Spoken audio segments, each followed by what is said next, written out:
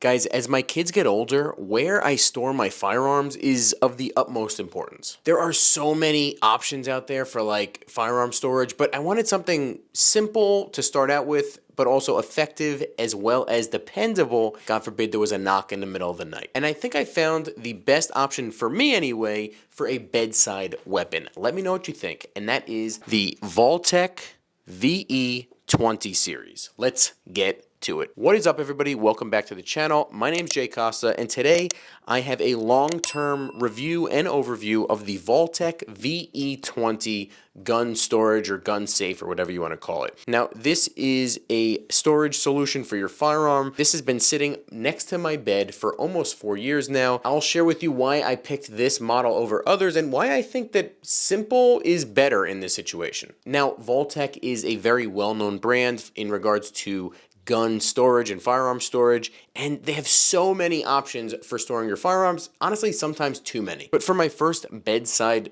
firearm storage solution, I wanted something simple, effective, and dependable.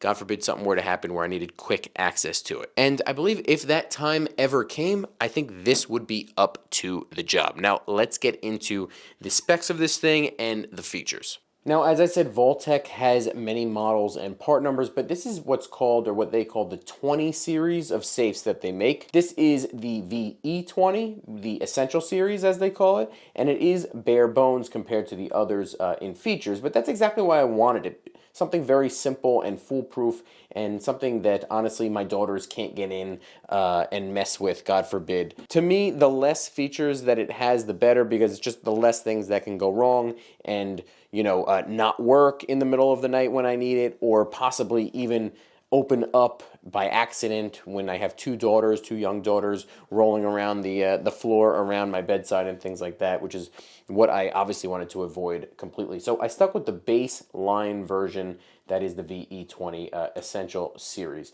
Now, the only two features, as far as I can see, that differ between the VS20 and the VE20, this one, are the biometric fingerprint scanner as well as Bluetooth capability. So the VS20, or the VS20i, I think is what it's called, has a biometric fingerprint scanner right here. I don't know if it's true or not, but I heard that some of the people that got that version, at least back when I was getting it, maybe they fixed it at this point, but they were getting false openings, that you would have someone else put their fingerprint on here and it was opening up.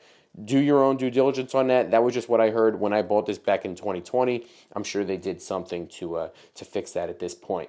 And also, as I said, the other feature was Bluetooth capability, where I guess Vaultek has some sort of app that they have where, I don't know, I'm sure you get, I don't have any experience with it, but I'm sure you get notified if it was to open, or you can open it from your phone or whatever. Once again, just more stuff to break in my opinion, and this is why I think that simple is better in regards to firearm safety. A simple code here is how you access the firearm and open the safe, and that was all I was looking for. Now, keep in mind, if you want Bluetooth capability, but not that biometric fingerprint reader, I believe that would be called the VS20, and then the VS20i is the one with the fingerprint reader.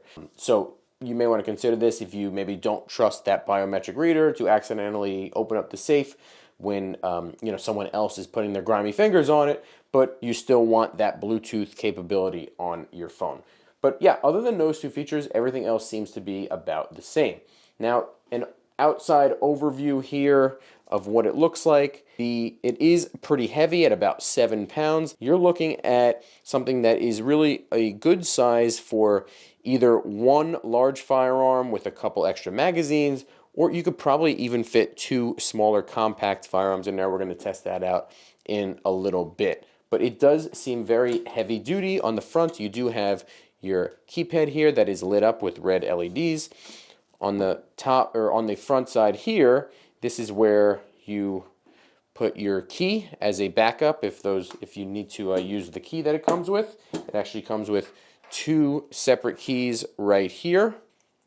Okay, and it actually, while we're showing you that, it comes with this actually pretty nice braided USB cable. But speaking of the USB cable, it is micro USB and not USB-C. The tech kind of nerd in me wishes that it was USB-C, because I'm finding these less and less useful. It also comes with a a locking cable, but honestly, I bought this thing 4 years ago and I couldn't find it, and I have no use for it. So I don't know where I put it. But anyway, it does come with that as well. Now, opening it up here, let me just cover my code. It opens up, and here you can see the features inside. I do have a Glock 34 here with a weapon-mounted light, and there is a magazine in here, so let me make sure that that is out. Clear the weapon on camera so you know that we're not dealing with a loaded firearm here. So it does fit a Glock 34 almost perfectly, and if you, obviously I took this magazine out, but if you wanted to have a separate magazine there, or possibly even two, you could fit that just fine. It is padded with foam on the bottom with like an egg carton style foam, and then with a flat foam on the top. You can actually also remove this foam, and you have a more flat, let me see if I could show this to you on the camera, a more flat foam pad to give you a little more headroom in there, I guess you could call it. So when looking inside, this corner piece here is actually where you would put that locking cable that I lost. Here is the program button. How to program the keys is in the manual. It's very simple. And I don't know if you notice as well, there is an interior light, if you could see it there. Now this light you can turn on and off, and I will show you how to do that in a second. Going to the back is just a sticker, and as you can see, it does say designed in the USA, but made in China. So if you're looking for something that's not made in China, this is not for you. Now getting back inside here, as you can see, it's very easy to gain access to the inside using the keypad without any of the extra features. I already showed you what it looks like with a Glock 34 in here. Plenty of room. Glock 19 here with a light. So that fits there. And then I also have, by the way, these are cleared already. So you see the Glock 19 fits perfectly fine. And you could also put another Glock 19 similar sized firearm in there the opposite direction as well. This is a MP 2.0 compact, and it's basically the exact same size as a Glock 19. So both of those fit perfectly fine, and well, you can actually see that there is some, you have to situate it a little bit where it doesn't hit the latch, but now it's closed, and it makes that beep as well, which you can also turn off. Now, as you notice, when I opened it up, it makes that beeping sound, and it also turns on that light. So you can see this is a great option if you either have one large firearm with a couple different magazines or two firearms as well. Now, what I like about this is, first is the construction of it. It is very heavy duty. It's fully metal other than this little panel here. I'm assuming it would be steel. And even though it is made in China, it does have substantial weight to it, which does make it feel very heavy duty and very sturdy. Weight on this, going by the specs, is about just over 7 pounds. So the other part that I like about this is that interior light. If you can see it there, I do find this very, very useful, especially for a bedside weapon storage system, because obviously bedside, something happens late at night, you need that light to show you what's in it, you know, or how to gain access to the weapon. You don't want to be totally in the dark after just being woken up. Actually, I'm going to turn off most of the lights here so you can see what it actually looks like in the dark right now. All right, so we're in the dark. You can see all you need to do is put your finger here, and the lights turn on for the numbers. You put the code in, and that's the light right there. Okay, enough to see where the weapon is and where to grab it in an emergency situation, which I think is a really, really good feature that something like this needs to have if it's going to be next to your bed. Now, lights back on. Another great feature of that is that you can turn that feature on and off if you like, and how you do that is you hold the number 1 key for 3 seconds, like this. Okay, it makes that beeping sound. You put the code in, and there's no more light. But we're just going to turn that back on because I like the light being on. Now, obviously, it does drain the battery a little bit more, but only when it's open, so I don't think there's going to be much of a difference at all for you.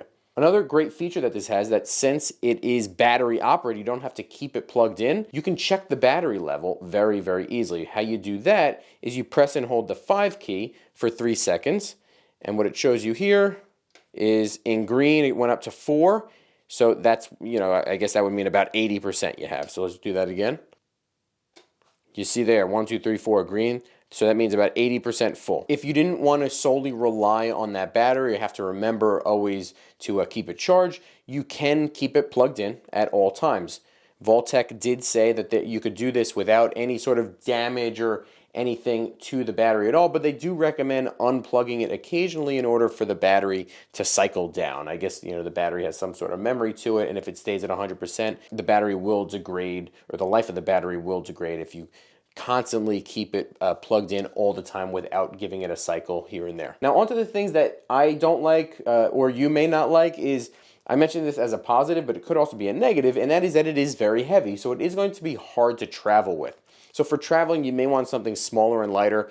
I know Vaultek as a company has what they call the LifePod or the LifePod 2.0. I think that's a very popular solution for someone who's looking to travel with their firearms. I think they even have a Coleon Noir version that for a little bit more you could support him or whatever. But if you're going to travel, this may be a little bit heavy for what you're looking for. Now, that being said, if you are looking to travel with this, if you already have it, they do have a traveling mode that you can turn on for this thing. It gets rid of the proximity sensor and it disables the biometric sensor if your safe does have that, to make it easier and to save on battery life. Another negative is, like I said before, the micro USB and not having USB-C. I mean, it's a small port. I'm finding micro USB, I have less and less of those cables sitting around. I would have much rather had a USB-C to match up my, my phone chargers and wireless chargers and things like that they already have.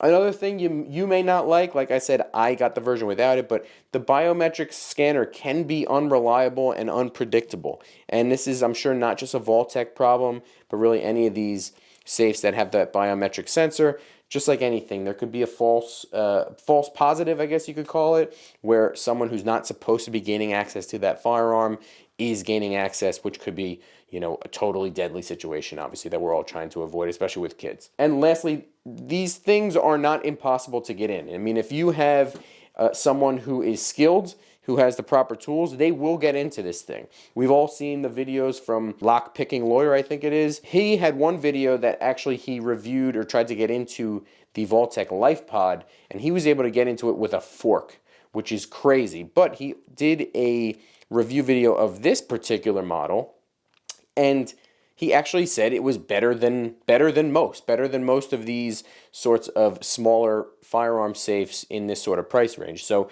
that was enough for me to say that this is a good storage solution for my firearms to keep my kids away. Because he did say that you couldn't pick it with a fork or anything. You needed specialized tools in order to gain access to it. So that is it for today, guys. Thank you so much for watching. Now, if you want more firearm-related content, definitely check out the playlist that I'll put in the description box down below, as well as up in the corner right now. And let me know what you think about this safe. Do you have it? Are you thinking about getting it? Do you have the biometric sensor, and has it ever malfunctioned on you? Let me know in the comment section down below, and I will see you next time.